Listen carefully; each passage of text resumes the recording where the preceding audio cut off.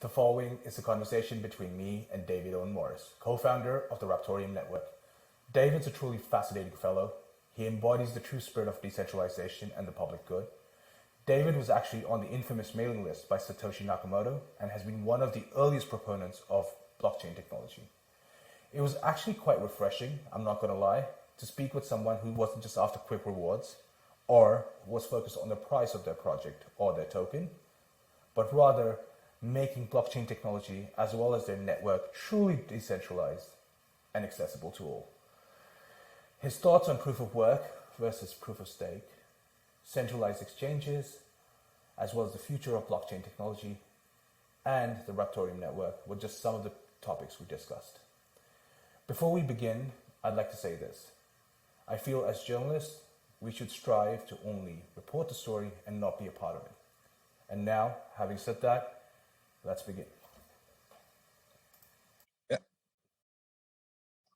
Good afternoon, everyone. My name is Abhishek Bhatia. Welcome to Technically Abhi. Today, I'm joined by David Owen Morris, the co-founder of Raptoreum. Now, David, thank you so much for coming on board. Thank you for having me, Abhishek. My pleasure. So, David, why don't you tell me a bit about yourself, Raptoreum as a project, as well as the team? Well, myself, I've been in the space for 11 plus years, really. Yep. More or less since before it was a space. I was in some of the discussions on BBS before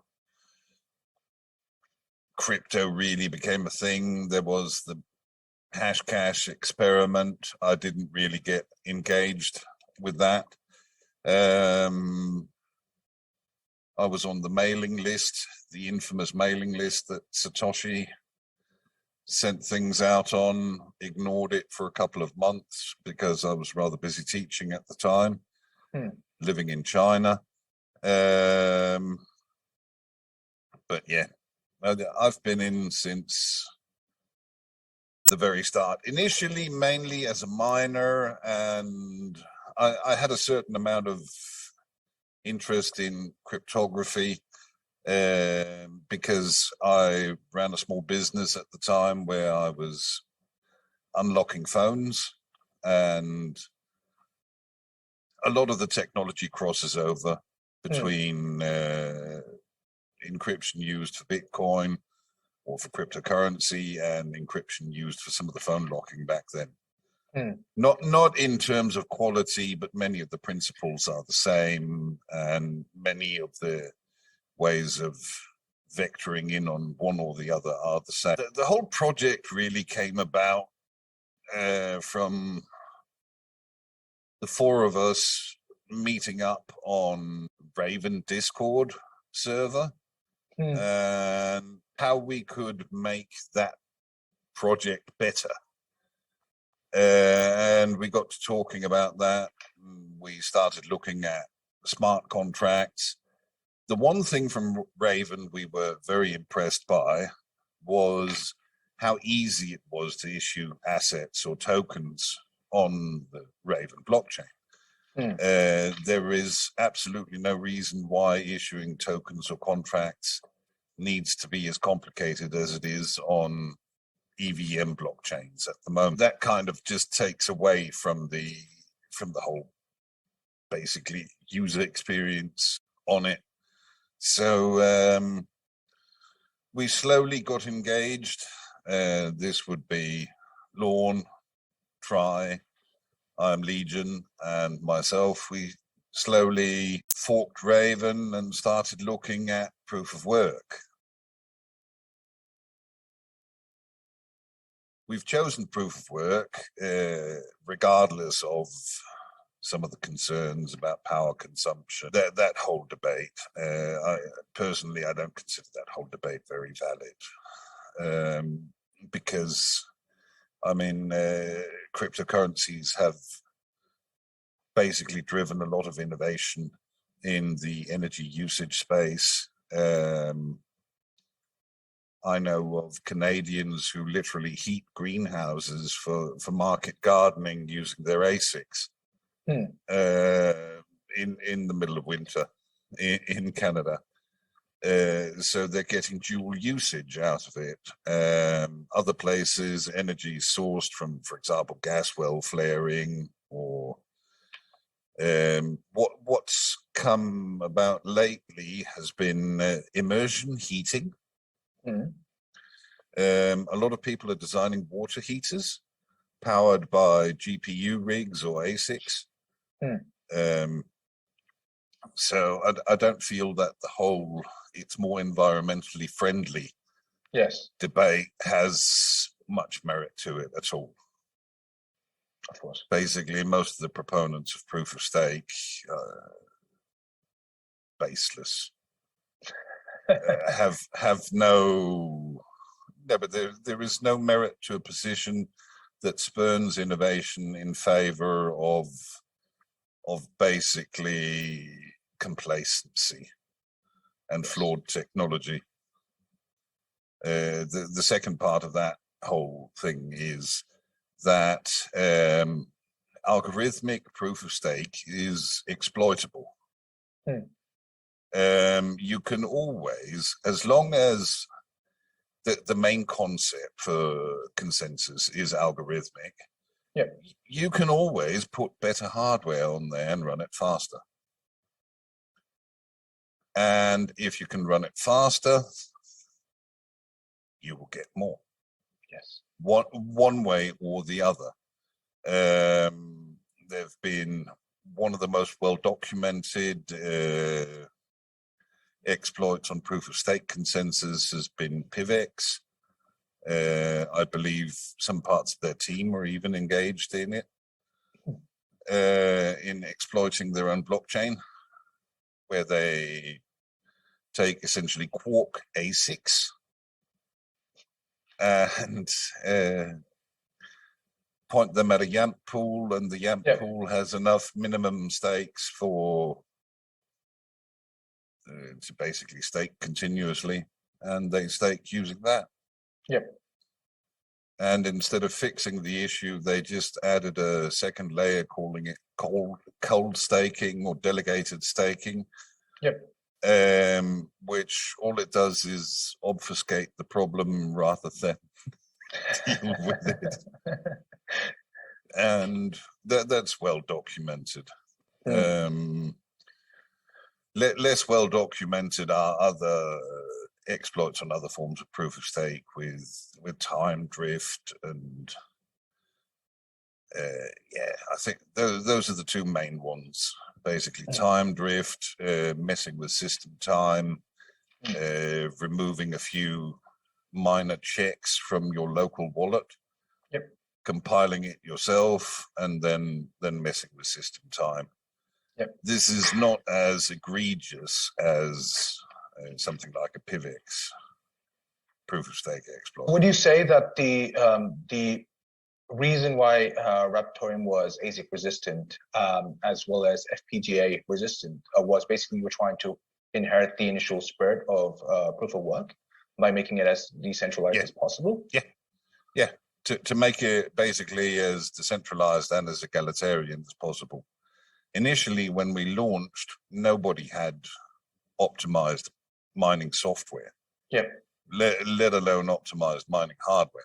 Which meant that we essentially had kids in Peru and Chile mining very effectively with a few semi-broken solar panels and a collection of junk PCs. And I mean, this has meant that when we launched with an actual global community, not something particularly US, EU centric. We've got a slight majority of English speakers on Discord. But if you start adding up all our other social media channels, English speakers only make up about 25% of our users. I wanted to get a bit more, I guess, information on, some technical terms you mentioned. One of them being obviously EVM blockchain.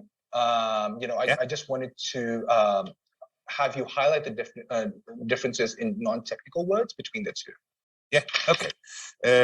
So an EVM blockchain, EVM stands for Ethereum Virtual Machine, which means the way Ethereum handles smart contracts and tokens on their blockchain. We've chosen a very different approach. We're using Apache's Spark VM. Apache are the same people who make Apache web server and who maintain the OpenSSL libraries. So their distributed computing solution, Spark, is more versatile, a lot more scalable, and offers up the possibility for contracts to be written not just in Solidity, as in the case of Ethereum, which is a very obscure language with a microscopic developer pool. And I mean, it's still innovation, but it's not innovation in a positive sense in this case. Whereas Apache Spark offers contracting or programmability in Java, Python, R, and several other common languages using some of the plugins available for Spark. Which means there is a massive developer pool. I mean, every man and his dog knows Java programming. In website designers know some Java, app designers know some Java. Lots of can be done.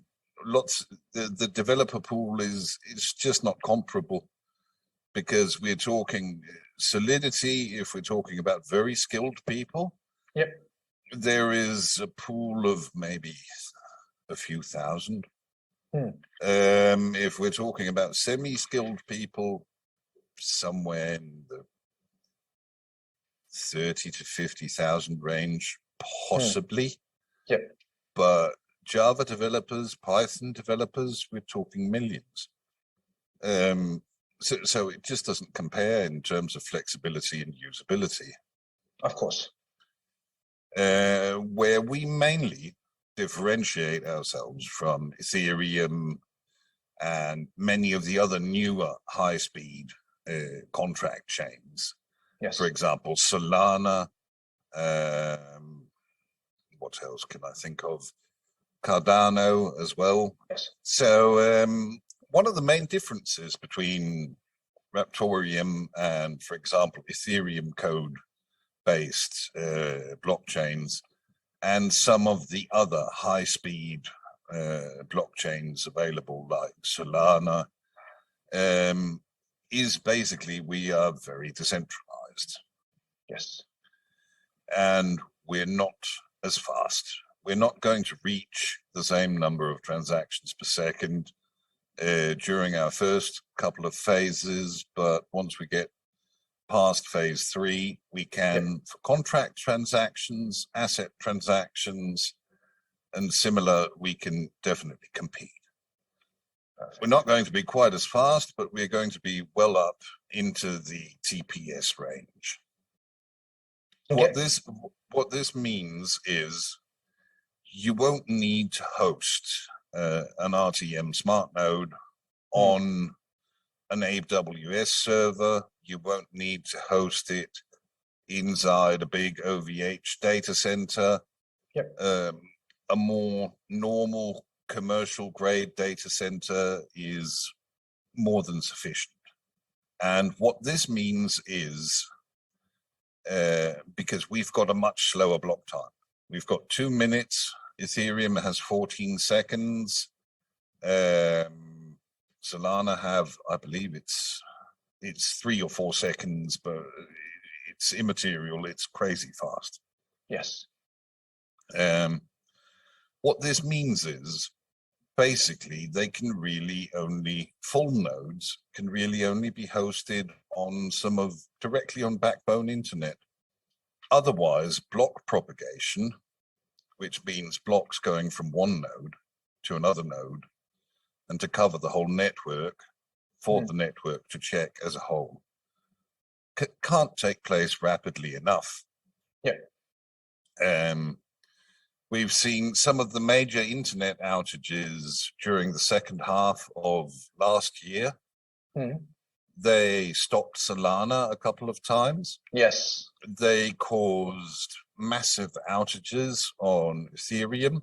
Yes. And I mean, we're completely immune to that.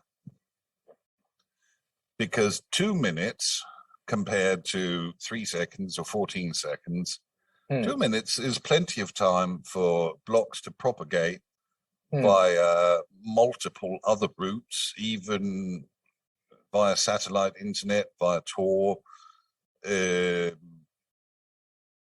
even if there's some congestion on the other routes, 2 minutes is still plenty of time for the data to get through. Yep. And to be validatable by the whole network. The secondary function of our nodes on the network, apart from handling contracts, is they provide security for our proof of work. So miners produce blocks. They encrypt the data. Basically, they encrypt or package the data in math into a block. Now, we've all heard about 51% attacks and how for cryptocurrencies this is a major problem. Yes. And for many proof of work chains, it most definitely is. It can even be a problem in some situations with proof of stake chains. I believe we saw that with Firo, if I'm not mistaken, a couple of years back. Firo, Ethereum, no, that was last year. Oh, yes. This was immediately before they rolled out what I'm actually going to talk about now, because they've rolled out some of the same technology on their masternodes, Dash's chain locks. So now we've got a two-stage process where miners produce the blocks. After the block is produced, the nodes form quorums, which means like a voting group. So, for example, if you've got 5,000 nodes on the network, 200, 300, 400 of them form a quorum. And the nodes in this quorum, they will sign blocks onto the network, which means that not just blocks, also transactions. Sorry, both blocks and transactions get signed onto the network, which means if somebody nefarious comes along with more than 51% of the hash and tries to start invalidating things, they can't reorganize anything. They can invalidate a single block, and then the nodes are going to start rejecting anything they do because it won't have the correct signatures in it. And that's why it's 51% double spend resistant? Yeah, exactly. Perfect. And I mean, this is in many ways a game changer, a complete game changer versus some of the more traditional proof of work forms. Yes. I mean, Bitcoin was 51% attacked. Nobody wants to talk about that. But it did happen back in, I can't remember if it was 2010 or 2011. But that was with a much different motivation back then. It was essentially for science attack. It wasn't particularly nefarious. And some of the leaders in the space today were actually involved with that.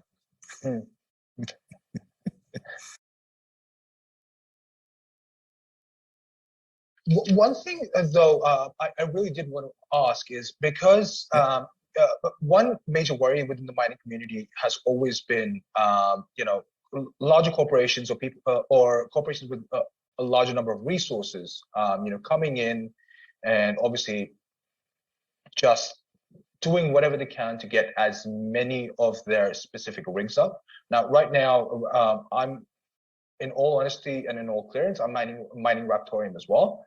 I'm doing it on my 3900X, which I found to be one of the best CPUs I could possibly do it on. What is the thought process when it comes to trying to make it remain truly decentralized? If someone starts throwing whole Google data compute centers at it, we actually did have that at launch. What that's not exclusive. It's free for anyone to rent. You can always rent. Yes. If somebody else is there is a reasonably level playing field. Okay. Because with CPU power, there is a lot of unused CPU power around. Yes. And you can always pick up additional CPU power. So if someone starts becoming too big, and somebody else is also interested in the project, there is no reason why they can't scale up their operations more or less on demand as well. Yep. This is also one of the reasons why we basically have to have the 51% double spend protection, of course, on the chain, because yes, if somebody does drop $1 million with Google, it wouldn't quite take that, but close to it. Yes, they would be able to rent enough hash to wreak some havoc on the network otherwise. Yeah. There are, for example, in East Asia, there is very easily accessible, if you speak Chinese, marketplace for data center or internet cafe downtime CPU cycles, where you can rent so and so much processing power, but exactly what form the processing power takes when it's delivered is rather dubious. But this is all open. Traditional botnets are less of a problem now than they used to be. Many traditional botnets now make a lot more money doing things like click farming, site boosting, traffic ranking, all that kind of stuff. Yes. If you start CPU mining on somebody's high-end hardware, they will immediately notice a very high amount of degradation in the user experience. What can be a problem, and has been a problem, not a major problem, but we had an incident in, I believe it was either late October or early November, where a flaw in the Apache web server basically allowed people to take remote control of the Apache web server. A lot of people used this exploit to start mining RTM. Yes. But that's not a traditional botnet. And this is something rather aggressive that will get noticed and dealt with fairly quickly. So, I mean, if I'm weighing that up against, for example, RGPUs universally available at reasonable prices for users, this is a relatively small risk. Yes, of course.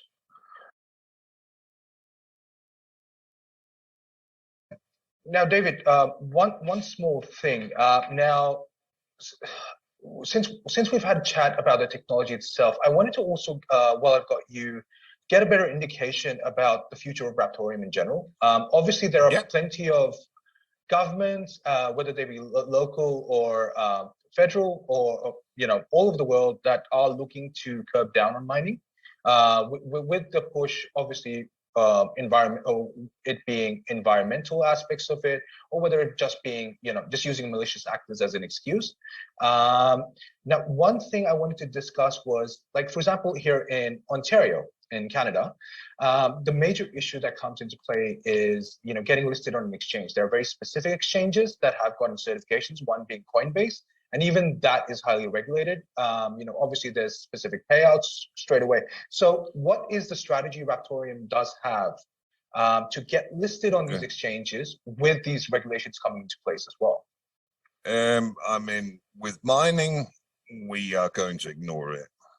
I don't believe that any sane government is going to try to tell people what they can and can't do with their personal PC. And I mean, this is one of the reasons why we've kept it to CPU mining, because we don't have whole walls full of 1500 watt ASICs, basically. Yes. I mean, 1500 watts of CPU mining is, that's a lot of rigs. Yes. Yes, it is. I mean, what do they use? A 3900X on an optimized system uses about 100 watts. I think just a little bit higher, but yes, close to that amount. I don't know if you've undervolted or not. Not properly, to be very honest. No, okay, but about 100 watts for a system like that, or let's call it 110. That's 2 refrigerators. That's not the end of the world for anybody. Yep. And I mean, if we start looking at some of the other options for mine, data center, rented hash, etc., it's even less of a problem. I mean, with rising energy costs, yes, it can become prohibitive, but then again, this is something that scales better even in the face of rising energy costs than, say, large 1500 to 2500 watt ASICs. And the same is true to some extent with GPU rigs. And you can easily run one of our largest early miners is a recycling center. Wow. Who actually has set up solar, and PCs that come in for recycling, they get stripped all the way down, so they use the absolute minimum of power, heavily undervolted, and then they get a new lease on life mining RTM.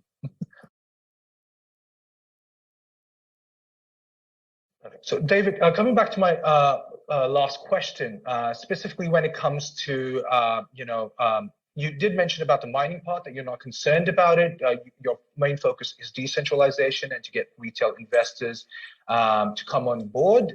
Now, without any specific barriers to entry. Now, what can retail investors do to either participate on the network or to be able to secure an investment on Raptoreum in Raptoreum themselves?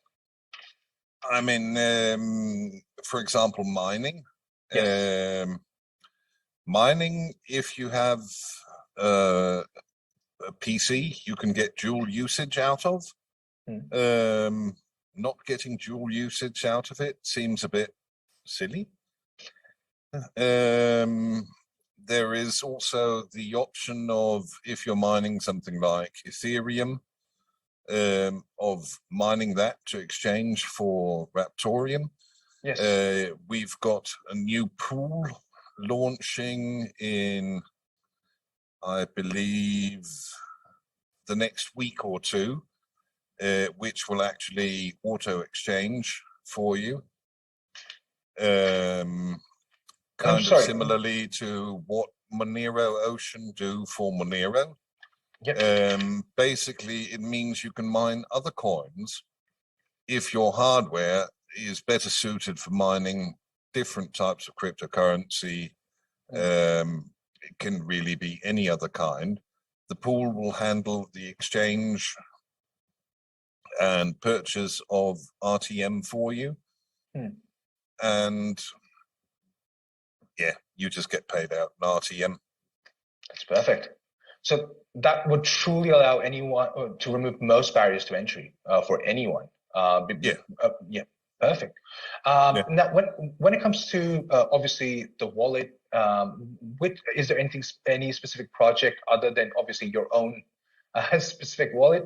Is there any other project that you kind of support or have shown interest in? We've got we're listed on Zelcore. Yeah. Zelcore.io. They have Android wallets, iOS wallets, available for Mac OS on PC as well as for Windows. They're sort of a little bit more of not just a traditional wallet like, say, Exodus. They also have trading API integrations. So if you have coins in your wallet, you can trade directly on several of the major swap exchanges. Yep. You can also trade via the API from Zelcore on Binance, Gemini, and a couple of others. I can't remember the full range. Perfect. We do have a fairly major wallet upgrade coming out shortly, which will include our own Android wallet. That sounds very exciting. And is there a specific release date in mind right now, or not quite yet? Right. We want to do some additional testing. We're being very old-fashioned about how we're doing things. Everything gets to run for a while on a test net. We try to break it. If we manage to break it, it gets redone. Yeah.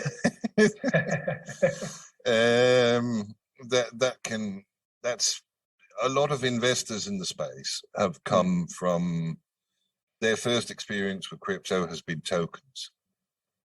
And with a lot of token projects, there isn't a lot of actual software development ongoing. Yes. Which means when the token project says we're going to do this and this and this, it actually means they're paying for a third party to come in and provide them with some additional service. Whereas we're actually building it and launching it. Perfect. Which is a major difference. And it's important for a retail investor to understand that basically it